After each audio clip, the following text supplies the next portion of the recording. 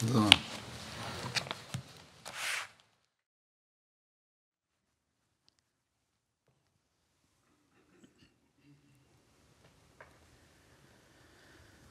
الله أكبر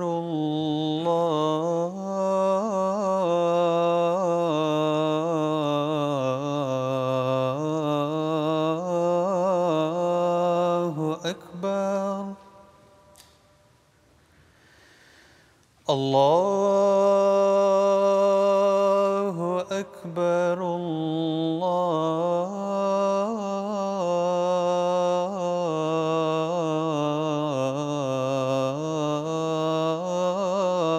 الله أكبر. أشهد أن لا إله إلا الله.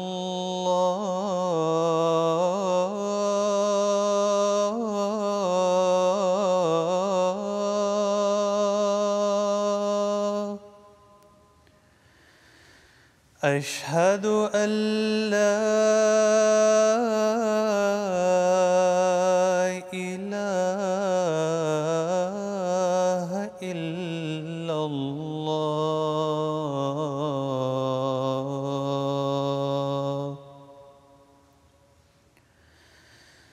أشهد أن محمدًا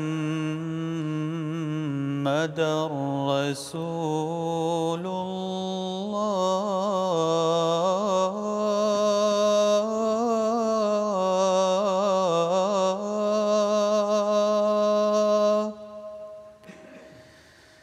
أشهد أن محمدًا رسول الله.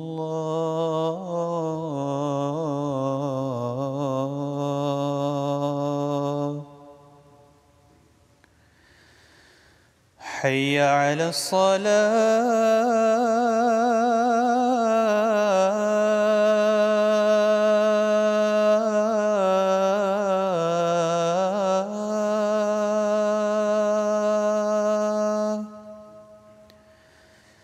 حي على الصلاة.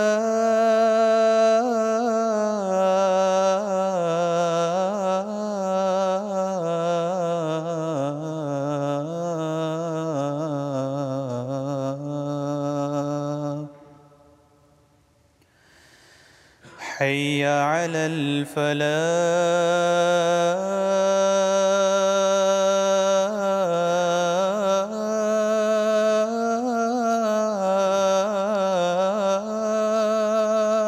الفلاح.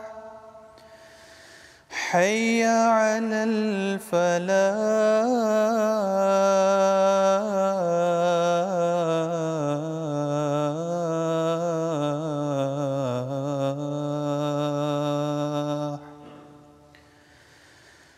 الله أكبر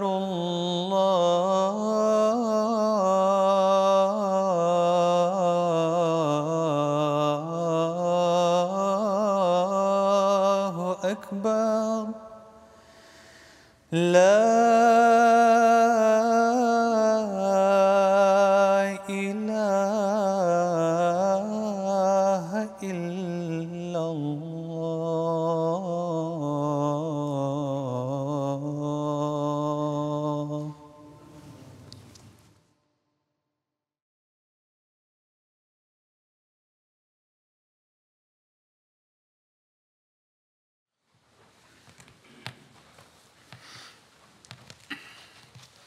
السلام علیکم ورحمۃ اللہ.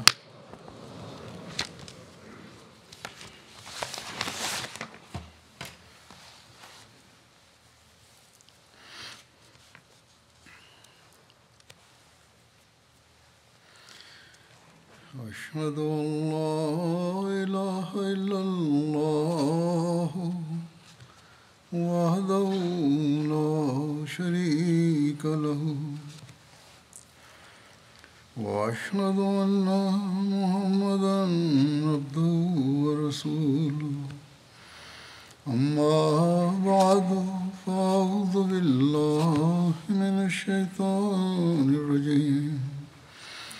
بسم الله الرحمن الرحيم الحمد لله رب العالمين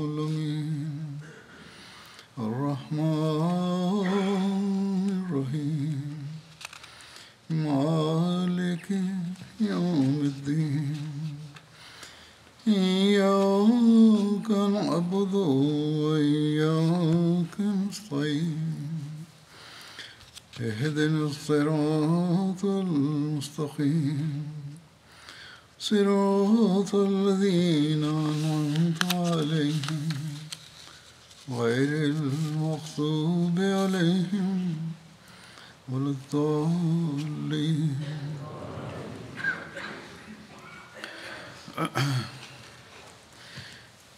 حضرت صلی اللہ علیہ وسلم کی زندگی کے بعض واقعات جو بدر کے موقع پر یا اس کے فوری بعد تھے ان کا تذکرہ ہو رہا تھا. ان واقعات میں حضرت صلی اللہ علیہ وسلم کی حضرت عائشہ سے شادی کا بھی ذکر ہے، اس لیے یہاں یہ بیان کر دیتا ہوں.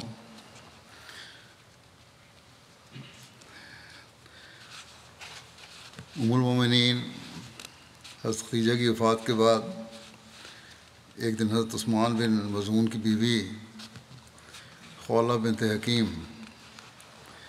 نے رسول اللہ صلی اللہ علیہ وسلم کی خدمت میں حاضر ہو کر عرض کیا کہ اے اللہ کے رسول، کیا آپ شادی نہیں کرنا چاہتے؟ آپ نے پوچھا کس سے؟ کہتی ہیں اگر آپ صلی اللہ علیہ وسلم چاہیں تو کنواری سے بھی کر سکتے ہیں، اور آپ کا ارادہ بیوہ سے شادی کا ہو تو ایسا بھی ہو سکتا ہے.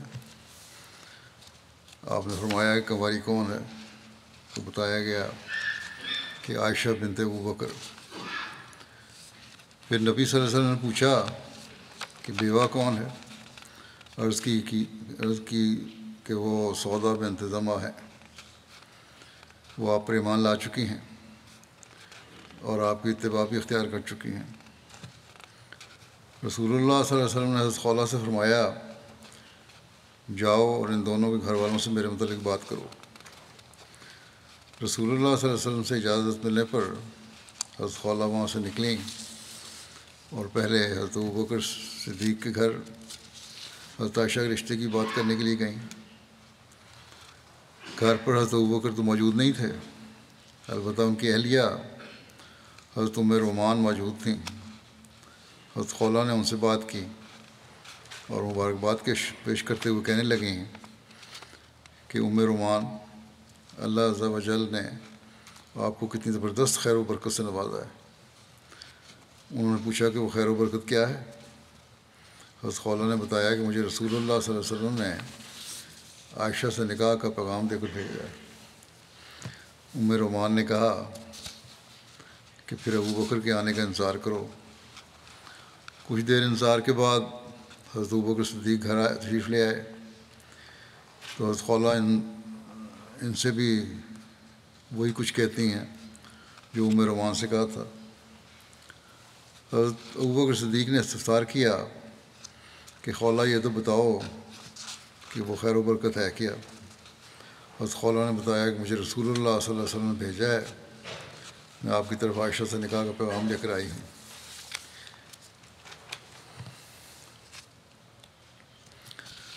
یہ سن کے حضرت ابوبکر صدیق نے کہا کہ کیا عائشہ سے آپ کا نکاح ٹھیک ہے؟ آپ کے بھائی کی بیٹی ہے. ان کو خیال آیا. حضرت خولہ واپس گئیں اور رسول اللہ صلی اللہ علیہ وسلم کی خدمت میں حاضر ہو کر آپ کو حضرت ابوبکر صدیق کی یہ بات عرض کی تو رسول اللہ صلی اللہ علیہ وسلم نے فرمایا واپس جا کے ان سے کہو میں اسلام میں تمہارا بھائی ہوں اور تم میرے بھائی ہو، تمہاری بیٹی سے میرا نکاح ہو سکتا ہے، شرم تو اس میں کوئی عذر نہیں ہے. چنانچہ حضرت خولہ واپس گئیں اور حضرت ابوبکر سے یہ بات کی تو انہوں نے کہا کہ انتظار کرو. وہ باہر نکل گئے. حضرت ام رومان نے کہا مطعم بن عدی نے اپنے بیٹے کا عائشہ کے لیے ذکر کیا تھا. اللہ کی قسم ابوبکر نے کبھی کوئی عہد نہیں کیا جس کی انہوں نے عرض شکنی کی ہو. چنانچہ حضرت ابوبکر مطعم بن عدی کے پاس گئے اور اس کے پاس اس کی بیوی ام الفتح بھی تھی۔ اس خاتون نے کہا، اے ابن قحافہ، اگر ہم تمہارے ہاں اپنے بیٹے کی شادی کر دیں تو ہو سکتا ہے کہ تم اسے اپنے اس دین میں داخل کر لو جس میں تم ہو۔ حضرت ابوبکر نے مطعم بن عدی سے کہا، کیا تم بھی اسی طرح کہتے ہو؟ میاں بیوی دونوں سے پوچھا۔ اس نے کہا کہ جیسا اس نے کہا ہے وہی میں بھی کہتا ہوں۔ حضرت ابوبکر مطعم کے پاس سے آئے اور اللہ نے ان کے دل سے اس وعدہ کے بارے میں سب انقباض دور کر دیا۔ جب یہ بات اس نے کر دی کہ ہم مسلمان تو نہیں ہو سکتا ہمارا بیٹا، تو پھر وہ رشتہ ختم ہو گیا، اور انقباض یہ دور ہو گیا۔ اس کا وعدہ کیا تھا کہ اگر تم رشتہ بھیجو گے تو ہم کریں گے، وہ بھی ختم ہو گئی بات۔ پھر انہوں نے حضرت خولہ سے کہا، میری طرف سے رسول اللہ صلی اللہ علیہ وسلم کو پیغام پہنچا دو۔ چنانچہ حضرت خولہ نے آپ کو پیغام پہنچایا اور آپ حضرت صلی اللہ علیہ وسلم نے حضرت عائشہ سے شادی کی۔ یہ واقعہ مسند احمد بن حنبل میں درج ہے۔ حضرت عائشہ نے بیان فرمایا کہ رسول اللہ صلی اللہ علیہ وسلم نے شادی کے بعد فرمایا، تم مجھے رویا میں 2 مرتبہ دکھائی گئی قبل اس کے کہ میں تم سے شادی کرتا۔ میں نے فرشتے کو دیکھا، اس نے تمہیں ریشم کے ایک ٹکڑے میں اٹھایا ہوا تھا۔ ایک دوسری روایت میں ہے کہ اس نے کہا کہ یہ آپ کی زوجہ مطہرہ ہیں۔ میں نے اسے کہا کہ کپڑا ہٹاؤ۔ اس نے کپڑا ہٹایا تو کیا دیکھا کہ وہ تم ہو۔ میں نے خیال کیا کہ اگر یہ اللہ کی طرف سے ہے تو وہ اسے پورا کر دے گا۔ پھر تم مجھے رویا میں دکھائی گئی، وہ تمہیں ریشم کے ایک ٹکڑے میں اٹھائے ہوئے تھا۔ میں نے کہا کپڑا اٹھاؤ تو اس نے کپڑا ہٹایا، کیا دیکھا کہ وہ تم ہو۔ پھر میں نے یہی کہا کہ اگر یہ اللہ کی طرف سے ہے تو اسے پورا کر دے گا۔ یہ روایت بخاری میں درج ہے حضرت عائشہ کے حوالے سے۔ صحابہ کے حالات پر مشتمل کتاب الاستیاب میں حضرت عائشہ کی ایک روایت ہے، ایک مرتبہ حضرت ابوبکر نے رسول اللہ صلی اللہ علیہ وسلم سے عرض کیا، یا رسول اللہ صلی اللہ علیہ وسلم، آپ اپنی اہلیہ کی رخصتی کیوں نہیں کرا لیتے؟ عائشہ سے رشتہ تو ہو گیا تھا لیکن رخصتی نہیں ہوئی تھی۔ حضرت ابوبکر نے خود عرض کیا کہ رشتے رخصتی کیوں نہیں کرتے؟ آپ صلی اللہ علیہ وسلم نے فرمایا کہ مہر کی رقم میری کی وجہ سے۔ حضرت ابوبکر نے آپ کو 12.5 اوقیہ دیا، ایک اوقیہ 40 درہم کے برابر ہے، اور آپ صلی اللہ علیہ وسلم نے یہ مال ہمارے یہاں بھجوا دیا، یعنی مہر۔ شادی کے وقت حضرت عائشہ کی عمر کے بارے میں بھی مورخین اور سیرت نگاروں میں بات کے راویوں کے بیان کی وجہ سے اختلاف پیدا ہو گیا، اور غیر بھی اس سے بڑے اعتراضات اٹھاتے رہتے ہیں۔ مگر اصولی بات یہ ہے کہ عائشہ کی جب شادی ہوئی تو عمر کے اعتبار سے کسی بھی قسم کی کوئی انوکھی بات نہیں تھی کہ وہاں کے لوگوں کے درمیان کوئی سوال یا اعتراض پیدا ہوتا۔ اگر حیرت انگیز طور پر کوئی غیر معمولی بات ہوتی تو منافقین یا مخالفین ضرور اعتراضات کی بھرمار کر دیتے، لیکن کسی بھی کتاب میں کوئی ایسا اعتراض مذکور نہیں ہے۔ جن کتب میں حضرت عائشہ کی عمر کی غیر معمولی چھوٹی کر کے بیان ہوئی ہے، حضرت عائشہ کی عمر غیر معمولی چھوٹی کر کے بیان ہوئی ہے، اس کے بارے میں حکم و عدل حضرت اقدس مسیح موعود علیہ السلام ان کو بے سروپا اقوال قرار دیتے ہیں۔ فرماتے ہیں کہ حضرت عائشہ کا 9 سال ہونا تو صرف بے سروپا اقوال ہیں، کس اقوال میں آیا ہے، کسی حدیث یا قرآن سے ثابت نہیں ہوتا۔ حضرت مرزا بشیر احمد صاحب نے حضرت عائشہ کی رخصتی کی تفصیلات بیان کرتے ہوئے لکھا ہے کہ حضرت خدیجہ کی وفات کے بعد حضرت صلی اللہ علیہ وسلم نے عائشہ صدیقہ رضی اللہ عنہا کے ساتھ شادی فرمائی۔ یہ سن نبوی کا 10واں سال اور شوال کا مہینہ تھا، اور اس وقت حضرت عائشہ کی رشتہ جب کیا تھا 7 سال تھی، مگر معلوم ہوتا ہے کہ ان کی نشو و نما اس وقت بھی غیر معمولی طور پر اچھی تھی، ورنہ کوئی وجہ نہیں تھی کہ خولہ بنت حکیم کو جو ان کے نکاح کی محرک بنی تھیں حضرت صلی اللہ علیہ وسلم کی شادی کے لیے ان کی طرف خیال جاتا۔ لیکن بہرحال ابھی وہ بالغ نہیں ہوئی تھیں، اس لیے اس وقت نکاح تو ہو گیا مگر رخصتانہ نہیں ہوا۔ اور وہ بدستور اپنے والدین کے پاس مقیم رہیں۔ ہجرت کے دوسرے سال جب کہ ان کی شادی پر 5 سال گزر چکے تھے نکاح پہ، اور ان کی عمر 12 سال تک وہ بالغ ہو چکی تھیں، چنانچہ حضرت ابوبکر نے آن صلی اللہ علیہ وسلم کی خدمت میں حاضر ہو کر رخصتانہ کی تحریک کی، جس پر آپ نے مہر کی ادائیگی کا انتظام کیا، اور ماہ شوال 2 ہجری میں حضرت عائشہ اپنے والدین کے گھر سے رخصت ہو کر حرم نبی میں داخل ہوئیں۔ یہ مرزا بشیر احمد صاحب کی تحقیق ہے، لیکن بعض مورخین کی عمر ہے اس سے زیادہ بھی بیان کی جاتی ہے۔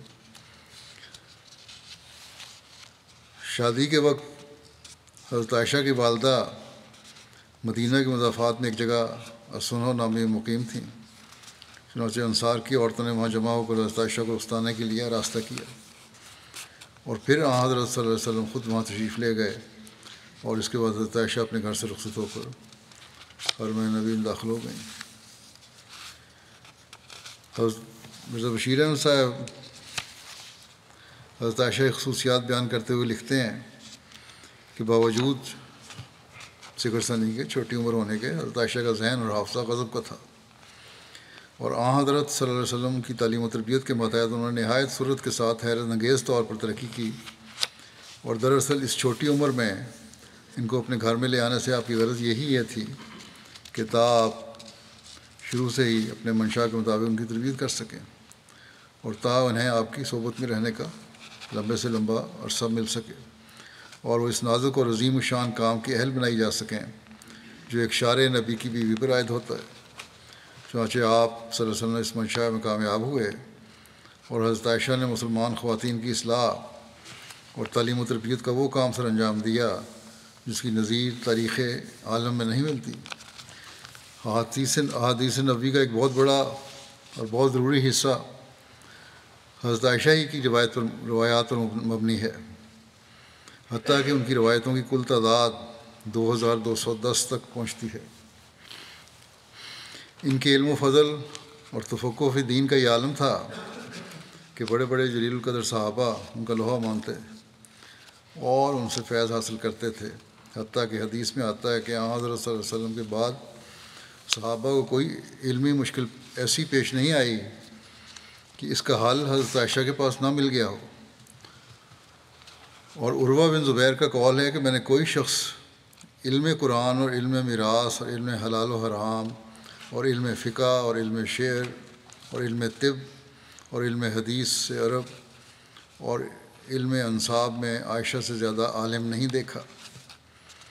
زہد و قناعت میں ان کا یہ مرتبہ تھا کہ ایک دفعہ ان کے پاس کہیں سے 1,00,000 درہم آئے، انہوں نے شام ہونے سے پہلے سب خیرات کر دی، حالانکہ گھر میں شام کے کھانے تک کے لیے کچھ نہیں تھا۔ انہی اوصاف حمیدہ کی وجہ سے، جن کی جھلک حضرت صلی اللہ علیہ وسلم کے زمانے میں ہی نظر آنے لگی تھی، آپ انہیں خاص طور پر عزیز رکھتے تھے۔ ایک دفعہ فرمایا صلی اللہ علیہ وسلم نے کہ مردوں میں تو بہت لوگ کامل گزرے ہیں، لیکن عورتوں میں کاملات بہت کم ہوئی ہیں۔ پھر آپ نے آسیہ اہلیہ فرعون اور مریم بنت عمران کا نام لیا، اور پھر فرمایا کہ عائشہ کو عورتوں پر وہ درجہ حاصل ہے جو عرب کے بہترین کھانے شرید کو دوسرے کھانوں پر ہوتا ہے۔ ایک دفعہ بعض دوسری ازواج مطہرات نے کسی اہلی امر میں حضرت عائشہ کے متعلق حضرت صلی اللہ علیہ وسلم سے کوئی بات کہی، مگر آپ خاموش رہے، لیکن جب اصرار کے ساتھ کہا گیا تو آپ نے فرمایا، میں تمہاری ان شکایتوں کو کیا کروں؟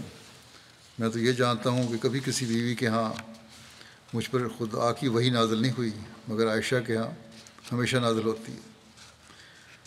اللہ اللہ، کیا ہی مقدس وہ بیوی تھی جسے یہ خصوصیت حاصل ہوئی، اور کیا ہی مقدس وہ خاوند تھا جس کی اہلی محبت کا معیار بھی تقدس و طہارت کے سوا کچھ نہیں تھا۔ احادیث میں یہ بھی ذکر آتا ہے کہ آخری ایام میں حضرت سودا بنت زمع نے اپنی باری حضرت عائشہ کو دے دی، اور اس طرح حضرت عائشہ کو حضرت صلی اللہ علیہ وسلم کی صحبت سے مستفیض ہونے کا دوہرا موقع میسر آ گیا۔ چونکہ حضرت صلی اللہ علیہ وسلم کو حضرت عائشہ کی تعلیم و تربیت کا خاص خیال تھا اور وہ اپنی عمر اور حالات کے لحاظ سے اس قابل تھیں کہ ان پر خاص توجہ صرف کی جاوے، اس لیے حضرت صلی اللہ علیہ وسلم نے باری کے متعلق سودا کی تجویز منظور فرما لی، مگر اس کے بعد بھی آپ حضرت سودا کے پاس باقاعدہ تشریف لے جایا کرتے تھے اور دوسری بیویوں کی طرح ان کی دلداری اور آرام کا خیال رکھتے تھے۔ حضرت عائشہ کے خواندہ ہونے کے متعلق اختلاف ہے، پڑھے لکھے ہونے کے بارے میں، مگر بخاری کی ایک روایت سے پتہ لگتا ہے کہ ان کے پاس ایک نسخہ قرآن شریف کا لکھا ہوا موجود تھا، جس پر سے انہوں نے ایک عراقی مسلمان کو بعض آیات خود املا کرائی تھیں، جس سے یہ ثابت ہوتا ہے کہ کم از کم خواندہ ضرور تھیں، اور اغلب ہے کہ انہوں نے اپنے رخصتانے کے بعد ہی لکھنا سیکھا تھا، لیکن جیسا کہ بعض مورخین نے تصریح کی ہے وہ غالباً لکھنا نہیں جانتی تھیں۔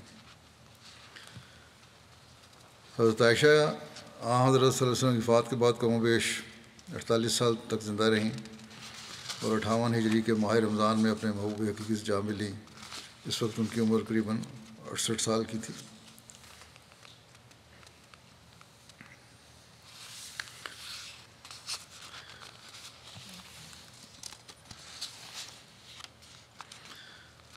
پھر ایک واقعہ جو فوری حضرت صلی اللہ علیہ وسلم کی زندگی میں ہوا بدر کے فوری بعد، وہ آپ کی بیٹی کا ہے، حضرت زینب کا، جو مکہ میں تھیں اور پھر وہ مدینہ تشریف لائیں۔ حضرت صلی اللہ علیہ وسلم کے داماد ابو العاص بن ربیع بھی غزوہ بدر میں مسلمانوں کے ہاتھ قید ہوئے۔ ان کی بیوی حضرت زینب مکے میں تھیں۔ انہوں نے وہ ہار اپنے شوہر کے فدیہ میں بھیجا جو ان کی والدہ حضرت ختیجہ نے ان کی شادی کے موقع پر بیٹی کو پہنایا تھا۔ یہ فدیہ لے کر آنے والا ابو العاص کا بھائی عمر بن ربیع تھا۔ حضرت صلی اللہ علیہ وسلم نے جب یہ ہار دیکھا تو آپ بہت زیادہ دلگیر اور افدیدہ ہو گئے۔ پھر آپ نے صحابہ سے فرمایا، اگر تم مناسب سمجھو تو زینب کے قیدی کو رہا کر دو اور اس کا یہ ہار بھی واپس کر دو۔ صحابہ نے عرض کیا، ضرور یا رسول اللہ۔ چنانچہ ابو العاص کو رہا کر دیا گیا، حضرت زینب کا ہار بھی لوٹا دیا گیا، مگر حضرت صلی اللہ علیہ وسلم نے ابو العاص کو اس شرط پر رہا کیا کہ مکے جاتے ہی وہ حضرت زینب کو اجازت دیں گے کہ وہ مدینہ کو ہجرت کر سکیں۔ ابن اسحاق کا بیان ہے کہ رہائی کے بعد ابو العاص جب مکہ پہنچا تو رسول اللہ صلی اللہ علیہ وسلم نے زید بن حارثہ اور ایک انصاری کو بھیجا کہ تم بطن یاجج میں ٹھہرو۔ بطن یاجج جو ہے یہ مکہ سے 8 میل کے فاصلے پر مقام ہے۔ یہاں تک کہ زینب تمہارے پاس سے گزرے تو تم اس کے ساتھ ہو جاؤ اور اسے میرے پاس لے آؤ۔ چنانچہ وہ فوراً روانہ ہو گئے۔ یہ واقعہ غزوہ بدر کے قریباً 1 ماہ بعد رونما ہوا۔ ابو العاص نے مکہ پہنچ کر حضرت زینب کو آپ کے پاس جانے کی اجازت دے دی تو وہ زاد راہ تیار کرنے لگیں۔ حضرت زینب بیان کرتی ہیں کہ میں زاد راہ سفر کی تیاری میں مصروف تھی کہ ہند بنت عتبہ نے مجھے کہا، اے بنت محمد صلی اللہ علیہ وسلم، مجھے معلوم ہوا ہے کہ تو اپنے والد کے پاس جانا چاہتی ہے۔ تو میں نے اسے طرح دیتے ہوئے ٹال دیا۔ یہ سن کر اس نے کہا، اے بنت عم، ایسا وطیرہ اختیار نہ کر۔ اگر تمہیں سامان کی ضرورت ہے جو سفر میں تمہارے کام آئے، یا مال کی ضرورت ہے جس کے ذریعے سے تو اپنے باپ کے پاس پہنچ جائے، تو میرے پاس تیری ضرورت کا سارا سامان موجود ہے۔ مجھ سے ان کی باز نہ رکھو۔ خواتین کے دلوں میں وہ رنج و ملال نہیں ہوتا جو مردوں کے دلوں میں ہوتا ہے۔ حضرت زینب نے کہا کہ میرا خیال ہے کہ اس نے یہ بات خلوص سے کہی تھی، مگر میں اس سے خائف تھی، اس لیے میں نے اسے طرح دے دی، وہاں نہ کر دیا۔ ابن اسحاق نے بیان کیا ہے کہ حضرت زینب نے سفر کی تیاری کی، اور جب وہ اپنے سفر کی تیاری سے فارغ ہو گئیں تو ابو العاص کے بھائی کنانہ بن ربیع نے سواری پیش کی۔ اب سوار ہو گئیں اور کنانہ نے اپنی کمان اور ترکش ساتھ لے لیا اور ان کو دن کی روشنی میں اس حال میں لے کر چل پڑا کہ حضرت زینب اپنے ہودج میں تھیں۔ قریش میں یہ بات جب موضوع بحث بنی تو وہ ان کی تلاش میں چل پڑے اور چلتے چلتے ذی طوا میں ان کو پا لیا۔ ذی طوا بھی مکہ کے ایک مشہور وادی ہے اور مسجد حرام سے نصف میل کے فاصلے پر ہے۔ بہرحال سب سے پہلے ان کی طرف حبار بن اسود فہری آیا اور اس نے نیزے سے سواری کو ڈرا دیا، اور حضرت زینب جو کہ حاملہ تھیں ان کا حمل ضائع ہو گیا، اور ان کا دیور تیر نکال کر بیٹھ گیا اور اعلان کر دیا، جو میرے قریب آئے گا ان تیروں کا نشانہ بنے گا۔ ایک روایت میں یہ بھی آتا ہے کہ حبار نے سواری کو نیزہ چبھایا تو اس سے حضرت زینب ایک پتھر پر گر گئیں، جبکہ وہ حاملہ تھی، اس طرح ان کا جنین ساقط ہو گیا۔ بہرحال اس میں یہ واقعہ دیکھ کے لوگ ان کے پاس سے لوٹ آئے۔ پھر ابو سفیان اور اوسائے قریش آئے اور اس کو کہا کہ جوان تیر مت چلا حتیٰ کہ ہم تم سے بات چیت کر لیں۔ چنانچہ وہ تیر اندازی سے رک گئے، اور ابو سفیان نے کہا تم نے ٹھیک نہیں کیا، کھلے عام خاتون کو لے کر چلا ہے، حالانکہ تو ہماری جان کی مصیبت اور محمد صلی اللہ علیہ وسلم کے کارنامے کو خوب جانتا ہے۔ جب تو محمد صلی اللہ علیہ وسلم کی بیٹی کو اعلانیہ اور کھلے عام لے جائے گا تو لوگ سمجھیں گے کہ یہ ہماری ذلت اور رسوائی کا موجب ہے اور ہماری کمزوری اور ناتوانی کے باعث ہے۔ کہنے لگا کہ مجھے زندگی کی قسم ہمیں اس کو روکنے کی قطعاً کوئی ضرورت نہیں اور اس کے خلاف کوئی جوش و جذبہ بھی نہیں ہے، لیکن اچھی صورت یہ ہے کہ تم اس کو واپس لے چلو۔ جب حالات بہتر اور پرسکون ہو جائیں اور لوگ سمجھیں کہ ہم نے اس کو واپس لوٹا لیا ہے تو اس کو چپکے سے اس کے باپ کے پاس لے جاؤ۔ پھر کنانہ نے اس منصوبے پر عمل کیا۔ بقول ابن اسحاق، حضرت زینب 2-4 روز مکے میں مقیم رہیں، یہاں تک کہ جب چامگوئیاں ختم ہو گئیں تو رات کو چپکے سے حضرت زینب کو حضرت زید اور ان کے ساتھی کے سپرد کر دیا۔ وہ حضرت زینب کو رسول اللہ صلی اللہ علیہ وسلم کے ہاں رات کی تاریکی میں لے آئے۔ امام بہقی نے حضرت عائشہ سے حضرت زینب کے مکہ سے آنے کا واقعہ بیان کر کے کہا ہے کہ رسول اللہ صلی اللہ علیہ وسلم نے حضرت زید بن حارثہ کو اپنی انگوٹھی دے کر مکہ روانہ کیا کہ زینب کو اپنے ہمراہ لے آئے۔ چنانچہ اس نے اپنی حکمت و دانائی سے انگوٹھی ایک چرواہے کو دی اور اس نے حضرت زینب کو پہنچا دی۔ حضرت زینب یہ انگوٹھی دیکھ کر پہچان گئیں تو اس سے پوچھا تجھے یہ کس نے دی ہے؟ اس نے بتایا مکے سے باہر ایک آدمی نے مجھے دی ہے۔ چنانچہ حضرت زینب رات کو مکے سے باہر آئیں اور اس کے پیچھے سوار ہو گئیں اور وہ آپ کو مدینہ لے آئے۔ رسول اللہ صلی اللہ علیہ وسلم فرمایا کرتے تھے کہ میری سب بیٹیوں سے زینب افضل ہے کہ اس کو میری وجہ سے تکلیف پہنچی۔ حضرت مرزا بشیر احمد صاحب نے سیرت خاتم النبیین میں یہ تفصیل اس طرح لکھی ہے کہ حضرت صلی اللہ علیہ وسلم نے نقد فدیے کے قائم مقام ابو العاص کے ساتھ یہ شرط مقرر کی کہ وہ مکے میں جا کر زینب کو مدینہ بھجوا دیں، اور اس طرح ایک مومن روح دار کفر سے نجات پا گئی۔ کچھ عرصے بعد ابو العاص بھی مسلمان ہو کر مدینہ میں ہجرت کر آئے اور اس طرح خاوند بیوی پھر اکٹھے ہو گئے۔ حضرت زینب کی ہجرت کے متعلق یہ روایت آتی ہے کہ جب وہ مدینہ کے لیے مکے سے نکلیں تو مکے کے چند قریش نے ان کو بزور واپس لے جانا چاہا۔ جب انہوں نے انکار کیا تو ایک بدبخت حبار بن اسود نامی نے نہایت وحشیانہ طریق پر ان پر نیزے سے حملہ کیا، جس کے ڈر اور صدمے کے نتیجے میں انہیں اسقاط ہو گیا، بلکہ اس موقع پر ان کو کچھ ایسا صدمہ پہنچ گیا کہ اس کے بعد ان کی صحت کبھی بھی پورے طور پر بحال نہیں ہوئی، اور بالآخر انہوں نے اسی کمزوری اور ضعف کی حالت میں بے وقت انتقال کیا۔ یہ اتنا ہی اس میں بیان کروں گا اس وقت میں ایک دعا کے لیے بھی کہنا چاہتا ہوں۔ جو آج کل کے دنیا کے حالات ہیں ان کے بارے میں، گزشتہ چند دنوں سے حماس اور اسرائیل کی جنگ چل رہی ہے، جس کی وجہ سے اب دونوں طرف کے شہری، عورتیں، بچے، بوڑھے بلا امتیاز مارے جا رہے ہیں یا مارے گئے ہیں۔ اسلام تو جنگی حالات میں بھی عورتوں، بچوں اور کسی طرح بھی جنگ میں حصہ نہ لینے والوں کے قتل کی اجازت نہیں دیتا،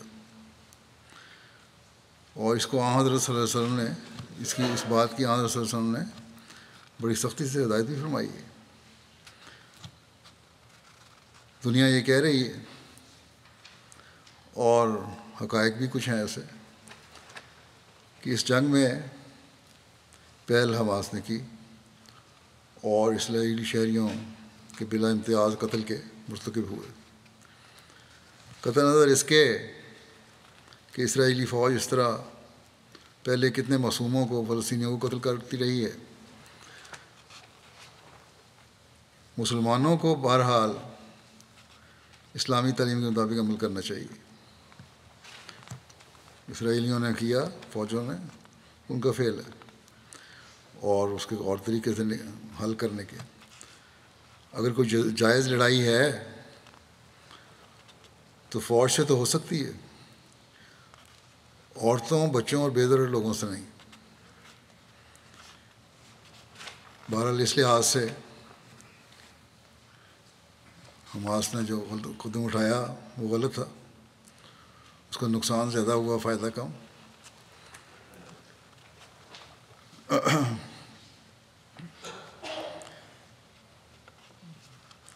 اگر یہ جو بھی تھا اس کی سزا یا اس سے جنگ حماس تک ہی محدود رہنی چاہیے تھی۔ یہ اصل تو ضرورت اور بہادری یہ ہے کہ یہ اصل رد عمل ہوتا۔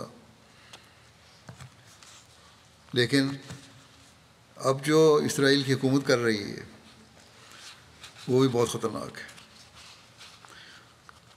اور یہ معاملہ اب لگتا ہے کہ رکے گا نہیں۔ کتنی بے حساب جانیں معصوم لوگوں اور عورتوں اور بچوں کی ضائع ہوں گی، اس کا تصور بھی نہیں کیا جا سکتا۔ اسرائیلی حکومت کا تو یہ اعلان تھا کہ ہم غزہ کو بالکل مٹا دیں گے، اور اس کے لیے بے شمار بے تحاشا بمبارمنٹ کی انہوں نے، راکھ کا ڈھیری کر دیا شہر۔ اب نئی صورت یہ پیدا ہوئی ہے کہ وہ کہتے ہیں کہ 1 ملین سے زیادہ لوگ غزہ سے نکل جائیں، کچھ اس میں سے نکلنے بھی شروع ہو گئے ہیں۔ اس پر شکر ہے کہ مری مری آواز سے ہی صحیح، لیکن کچھ آواز تو UN والوں کی طرف سے نکلی ہے کہ یہ انسانی حقوق کی پامالی ہوئی ہے اور یہ غلط ہوگا، اور اس سے بہت مشکلات پیدا ہوں گی، اور اسرائیل کو اپنے اس حکم کو پہ سوچنا چاہیے، بجائے اس کے کہ سختی سے اس کو کہیں کہ یہ غلط ہے۔ درخواست ہی کر رہے ہیں ابھی بھی۔ بہرحال ان معصوموں کا کوئی قصور نہیں جو جنگ نہیں کر رہے۔ اگر دنیا اسرائیلی عورتوں، بچوں اور عام شہری کو معصوم سمجھتی ہے تو یہ فلسطینی معصوم ہیں۔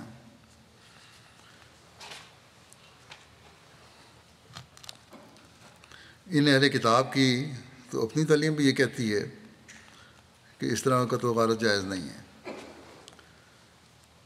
مسلمانوں پر اگر الزام ہے کہ انہوں نے غلط کیا تو اپنے گریبان میں بھی جھانکیں یہ لوگ۔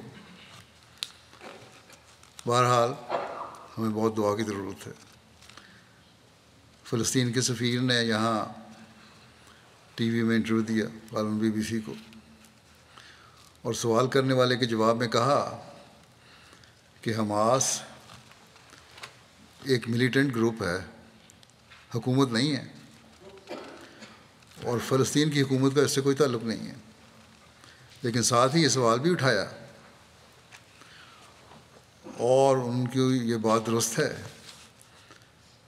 کہ اگر حقیقی انصاف قائم کیا جاتا تو یہ باتیں نہ ہوتی۔ اگر بڑی طاقتیں اپنے دوہرے معیار نہ رکھتیں یا نہ رکھیں تو اس قسم کی بد امنی اور جنگیں دنیا میں ہو ہی نہیں سکتی. بس ان دوہرے معیاروں کو ختم کرو تو جنگیں خود بخود ختم ہو جائیں گی. یہی باتیں میں اسلامی تعلیم کی روشنی میں ایک عرصے سے کہہ رہا ہوں، لیکن سامنے تو یہ کہتے ہیں ٹھیک ہے ٹھیک ہے، لیکن عمل کرنے کو تیار نہیں.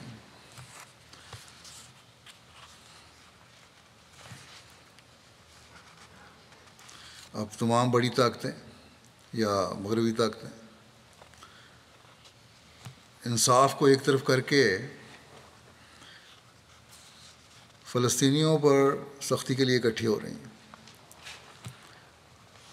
اور ہر طرف سے فوجوں کی بھجوانے کی باتیں ہو رہی ہیں.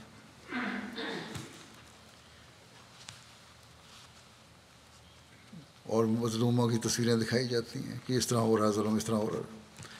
غلط سلط رپورٹیں میڈیا میں دکھائی جاتی ہیں اور آ جاتی ہیں. ایک دن یہ خبر آتی ہے کہ اسرائیلی عورتوں اور بچوں کا یہ حشر ہو رہا ہے، ان کی یہ بری حالت ہو رہی ہے. اگلے دن پتہ چلتا ہے کہ وہ اسرائیلی نہیں تھے، وہ تو فلسطینی تھے، لیکن اس کی میڈیا میں کوئی معذرت نہیں ہوتی اور کوئی ہمدردی کا لفظ ان کے لیے نہیں کہا جاتا. یہ لوگ جس کی لاٹھی اس کی بھینس پر عمل کرتے ہیں، جن کے ہاتھ میں دنیا کی معیشت ہے ان کے آگے ہی انہوں نے جھکنا ہے. اگر جائزہ لیا جائے تو لگتا ہے کہ بڑی طاقتیں جنگ بھڑکانے پر تلی ہوئی ہیں بجائے اس کو ٹھنڈا کرنے کے. جنگ ختم کرنا نہیں چاہتی ہیں لوگ. پہلی جنگ عظیم کے بعد جنگوں کے خاتمے کے لیے بڑی طاقتوں نے لیگ آف نیشنز بنائی، لیکن انصاف کے تقاضے پورے نہ کرنے اور اپنی برتری قائم رکھنے کی وجہ سے یہ ناکام ہو گئی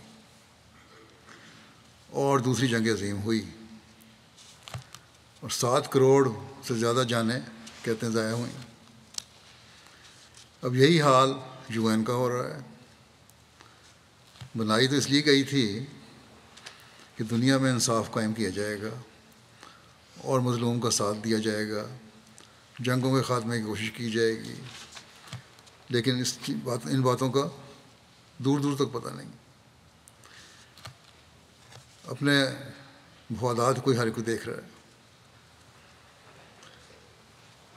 اب جو اس بے انصافی کی وجہ سے جنگ ہوگی اس کے نقصان کا تصور ہی عام آدمی نہیں کر سکتا، اور یہ سب بڑی طاقتوں کو پتہ ہے کہ کتنا شدید نقصان ہوگا. لیکن پھر بھی انصاف قائم کرنے میں کوئی توجہ نہیں ہے اور توجہ دینے پر کوئی تیار بھی نہیں ہے. ایسے حالات میں مسلمان ملکوں کو کم از کم ہوش کے ناخن لینے چاہیے، اپنے اختلافات مٹا کر اپنی وحدت کو قائم کرنا چاہیے. اگر مسلمانوں کو یہ ہدایت اللہ تعالیٰ نے اہل کتاب سے تعلقات بہتر کرنے کے لیے دی ہے کہ تعالوا الی کلمۃ سواء بیننا و بینکم، اس کلمے کی طرف آ جاؤ جو ہمارے اور تمہارے درمیان مشترک ہے، اللہ تعالیٰ کی ذات ہے. تو مسلمان جن کا کلمہ مکمل طور پر ایک ہے کیوں اختلافات ختم کر کے اکٹھے نہیں ہو سکتے؟ بس سوچیں اور اپنی وحدت کو قائم کریں، اور یہی دنیا سے فساد دور کرنے کا ذریعہ ہو سکتا ہے. اور انصاف کے تقاضے پورے کرنے کے لیے مظلوم کے حقوق ہر جگہ قائم کرنے کے لیے بھرپور آواز اٹھائیں، پھر ایک ہو کر ایک ہوں گے، وحدت ہوگی تو آواز میں بھی طاقت ہوگی، ورنہ معصوم مسلمانوں کی جانوں کے ضائع ہونے کے یہ لوگ ذمہ دار ہوں گے، وہ مسلمان حکومتیں ذمہ دار ہوں گی۔ حضرت صلی اللہ علیہ وسلم کی اس ارشاد کو ہمیشہ سامنے رکھنا چاہیے، اور یہ ان طاقتوں کا کام ہے رکھیں کہ ظالم اور مظلوم دونوں کی مدد کرو۔ بس اس اہم بات کو سمجھیں۔ اللہ تعالیٰ مسلمان حکومتوں کو بھی عقل اور سمجھ دے، اور ایک ہو کر انصاف قائم کرنے والے بنیں، اور دنیا کی طاقتوں کو بھی عقل اور سمجھ دے کہ دنیا کو تباہی میں ڈالنے کے بجائے دنیا کو تباہی سے بچانے کی کوشش کریں، اور اپنی اناؤں کی تسکین کو اپنا مقصد نہ بنائیں۔ ہمیشہ انہیں یاد رکھنا چاہیے کہ جب تباہی ہوگی تو یہ طاقتیں ہی محفوظ نہیں رہیں گی۔ بہرحال ہمارے پاس تو دعا ہی کا ہتھیار ہے، اسے ہر احمدی کو پہلے سے بڑھ کر استعمال کرنا چاہیے۔ غزہ میں بعض احمدی گھرانے بھی گھرے ہوئے ہیں، اللہ تعالیٰ انہیں بھی محفوظ رکھے، اور سب معصوموں مظلوموں کو وہ جہاں بھی ہیں محفوظ رکھے۔ اللہ تعالیٰ حماس کو بھی عقل دے، اور یہ لوگ خود اپنے لوگوں پر ظلم کرنے کے ذمہ دار نہ بنیں، اور نہ کسی پر ظلم کریں۔ اسلامی تعلیم کے مطابق جو ہے حکم، اس کے مطابق اگر جنگیں کرنی بھی ہیں تو اس طرح کریں۔ کسی قوم کی دشمنی بھی ہمیں انصاف سے دور کرنے والی نہ ہو، یہی اللہ تعالیٰ کا حکم ہے۔ اللہ تعالیٰ بڑی طاقتوں کو بھی توفیق دے کہ وہ دونوں طرف انصاف کے تقاضے پورے کرتے ہوئے امن قائم کرنے والی بنے، یہ نہیں کہ ایک طرف جھکاؤ ہو جائے اور دوسری طرف کا حق مارا جائے، ظلم و زیادتی میں بڑھنے والی نہ ہوں۔ اللہ تعالیٰ کرے کہ ہم دنیا میں امن و سلامتی دیکھنے والے ہوں۔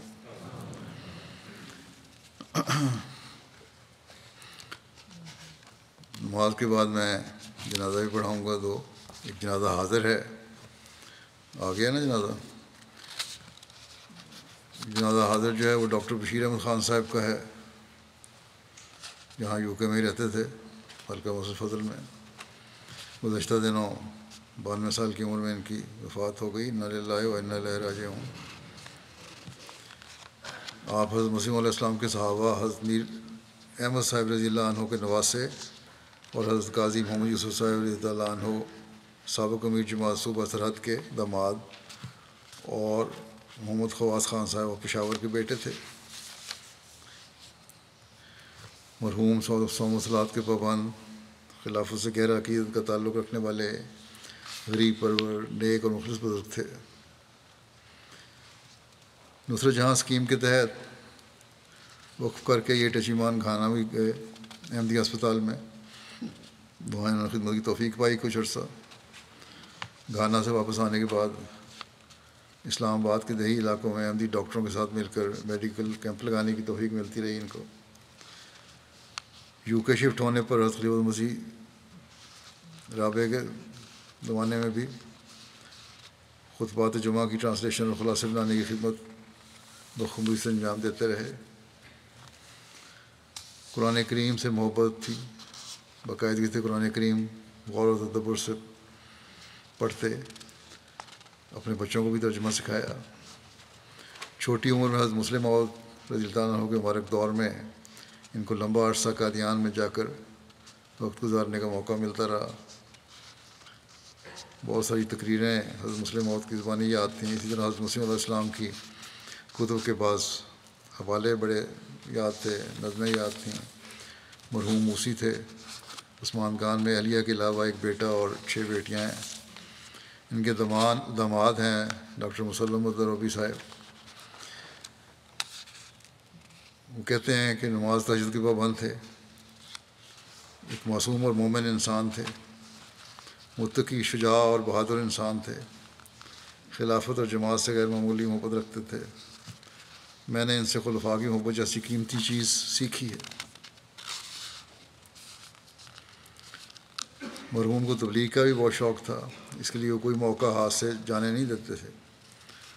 مسلم صاحب کہتے ہیں کہ جب میں سیریا اور اردن میں تھا اور مرحوم جب بھی میرے پاس تشریف لاتے تو میں دیکھتا کہ بہت جلد میرے ہمسایوں کے اچھے دوست بن جاتے، نیز میرے گارڈز یا ملازمین وغیرہ سے بہت اچھا تعلق بنا لیتے، ان کو احمدیت کے بارے میں بتاتے رہتے۔ ان کی اہلیہ زبیدہ صاحبہ کہتی ہیں کہ خلافت ثالثہ کے دور میں نصر جہاں اسکیم کے تحت ان کو مغربی افریقہ جانے کا حکم ہوا اور کامل اطاعت کے ساتھ فوری طور پہ تیار ہو گئے۔ اس کی کہتے ہیں اتنی جلدی تیار ہوئے کہ مجھے بھی اس کی بڑی حیرت ہوئی۔ ہماری بیٹی کہتے ہیں 2 ماہ کی تھی، لیکن آپ نے کہا کہ امام کا حکم ہے فوری تیاری کی جائے۔ چنانچہ ہم 4 بچوں کے ساتھ روا پہنچے، حضور رحمہ اللہ سے ملاقات ہوئی، ہدایت حاصل کی اور واپس بنو آ کر چھٹی کی درخواست دی اور دعائیں بھی مانگنی شروع کر دیں، کیونکہ اس وقت پابندیاں تھیں حکومت کی طرف سے ڈاکٹروں کو باہر جانے پر۔ لیکن بہرحال اور بھٹو صاحب کا دور تھا، وہ ان کو اجازت مل گئی اور یہ چلے گئے۔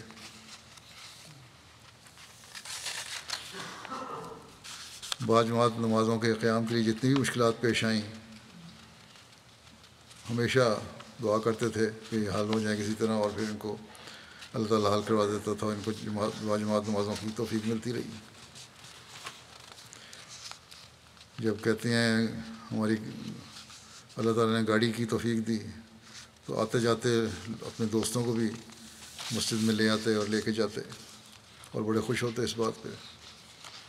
مسجد فضل کے قریب گھر ملا تو اس بات تو خوشی تھی کہ آپ 5 نمازیں مسجد جا کر ادا کریں گے۔ خدمت دین کا ہر ذریعہ اور ہر طریقہ استعمال کرتے، تبلیغ کا کوئی موقع ہاتھ سے نہ جانے دیتے، چندوں کی ادائیگی بر وقت کرتے اور اسی کی تلقین ہم سب کو کرتے رہتے۔ اللہ تعالیٰ ان سے مغفرت اور رحم کا سلوک فرمائے اور ان کے بچوں کو بھی ان کی نیکیاں جاری رکھنے کی توفیق عطا فرمائے۔ ایک جنازہ غائب بھی ہے جو مکرمہ وسیمہ بیگم صاحبہ اہلیہ ڈاکٹر شفیق سیکل صاحب کا ہے، جو شفیق سیکل صاحب سابق امیر جماعت ضلع ملتان رہے ہیں، پھر نائب وکیل تصنیف بھی رہے ہیں۔ ان کی وفات ہوئی ہے 99 سال کی عمر میں۔ انا للہ و انا الیہ راجعون۔ مرحومہ موسیہ تھیں۔ شوہر کے علاوہ پسماندگان میں 3 بیٹے ہیں۔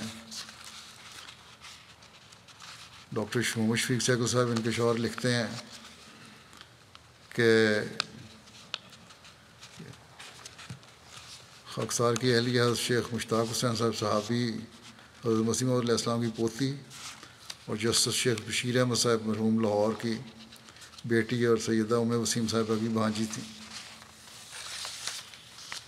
خلافت سے ہر دور میں ان کا گہرا تعلق رہا اور بہت وفا کے ساتھ ہر دور میں خلافت کے ساتھ وابستہ رہیں۔ ان کے پوتے محی الدین صاحب کہتے ہیں میری دادی میں قربانی کا خاص مادہ تھا، روحانی خزائن کا بہت مطالعہ کرتی۔ کہتے ہیں کہ میرے دادا چونکہ وقف زندگی ہیں تو ایک بار میں نے پوچھا کہ کیا آپ بھی وقف ہیں، تو اس پر جواب دیا کہ خلفاء یہی کہتے ہیں کہ واقفین زندگی کی بیویاں بھی وقف ہوتی ہیں۔ ان کی بہو اور بھتیجی بھی عائشہ کہتی ہیں کہ میری پھوپھی ایک ہر دل عزیز شخصیت کی مالک تھیں۔ لجنہ کے عہدے پر لجنہ میں جو عہد دہرایا جاتا ہے کہ میں اپنی جان، مال، وقت اور اولاد کو قربان کرنے کے لیے تیار رہوں گی، اس کی عملی مثال تھی۔ کہتی ہیں میری شادی کے بعد انہوں نے بہت سارے تربیتی امور میں میری رہنمائی کی، مجھے قرآن کریم کا لفظی ترجمہ بھی سکھایا۔ پھر ان کی بھانجی ہیں اور بہو بھی ذکیہ کہتی ہیں میری خالہ غریب پرور اور مثالی خاتون تھیں، ہر ایک سے محبت کرنے والی، خاوند کی کبھی کوئی بات رد نہیں کی، ایسی نافع ناس موجود تھیں جو لوگوں کے کام آنے کے لیے ہر وقت تیار رہتا ہے۔ ان کی ہمشیرہ ہیں نعیمہ جمیل صاحبہ، وہ کہتے ہیں میری ماں کی طرح شفیق تھیں، میں بیوہ ہو گئی 50 سال کی عمر میں، تو ان کو اللہ تعالیٰ نے میرے لیے فرشتہ بنا دیا، ہمیشہ ہر طرح سے میری مدد کی اور رہنمائی کی۔ پھر کہتی ہیں کہ عبادت گزار تو تھیں، حقوق العباد میں بھی کئی بچوں کی شادی کی ذمہ داری اٹھائی، کسی غریب دیہاتی کو بھی اپنے سے کمتر نہیں سمجھا، محتاج ملازمین کی مالی معاونت کی بھرپور کوشش کرتی تھی۔ اللہ تعالیٰ ان سے مغفرت اور رحمت کو سلوک فرمائے، ان کی اولاد کو بھی ان کی نیکیاں جاری رکھنے کی توفیق عطا فرمائے۔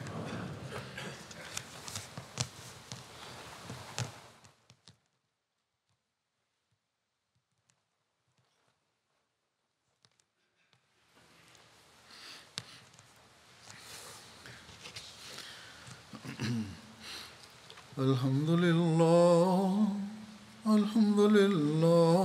نحمده ونستعينه ونستغفره ونؤمن به ونتوكل عليه ونعوذ بالله من شرور أنفسنا ومن سيئات أعمالنا، من يهده الله فلا مضل له ومن يضلل فلا هادي له، ونشهد أن لا إله إلا الله ونشهد أن محمدا عبده ورسوله۔